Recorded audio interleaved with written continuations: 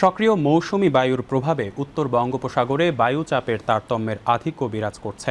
আবহাওয়া অফিস জানিয়েছে, এর প্রভাবে উত্তর বঙ্গোপসাগর, বাংলাদেশের উপকূলীয় এলাকা এবং সমুদ্র বন্দরসমূহের ওপর দিয়ে দমকা অথবা ঝড়ো হাওয়া বয়ে যেতে পারে। চট্টগ্রাম, কক্সবাজার, মোংলা ও পায়রা সমুদ্র বন্দরসমূহকে ৩ নম্বর স্থানীয় সতর্ক সংকেত, আমি আবারও বলছি ৩ নম্বর স্থানীয় সতর্ক সংকেত দেখাতে বলা হয়েছে। উত্তর বঙ্গোপসাগরে অবস্থানরত সকল মাছ ধরার নৌকা ও ট্রলার সমূহকে পরবর্তী নির্দেশ না দেওয়া পর্যন্ত উপকূলের কাছাকাছি এসে সাবধানে চলাচল করতে বলা হয়েছে।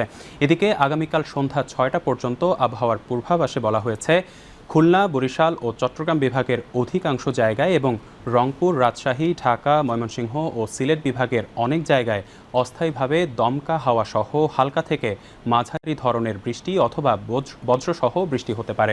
এছাড়া সারা দেশের কোথাও কোথাও মাঝারি ধরনের ভারী থেকে ভারী বর্ষণ হতে পারে। সারা দেশে রাত এবং দিনের তাপমাত্রা সামান্য হ্রাস পেতে পারে। আজ দেশের সর্বোচ্চ তাপমাত্রা রেকর্ড করা হয় মোংলায় ৩৫.১ ডিগ্রি সেলসিয়াস। রাজধানী ঢাকার সর্বোচ্চ তাপমাত্রা রেকর্ড করা হয় ৩২.৫ ডিগ্রি সেলসিয়াস।